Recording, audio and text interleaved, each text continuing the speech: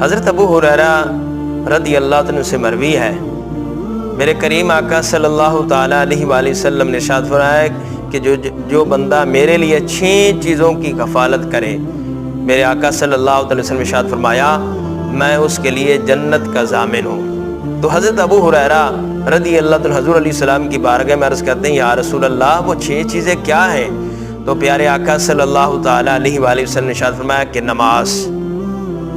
زکوٰۃ، امانت اور شرمگاہ اور شکم اور زبان، کہ نماز کی پابندی کرے اور اپنے مال کی زکوٰۃ بھی ادا کرے،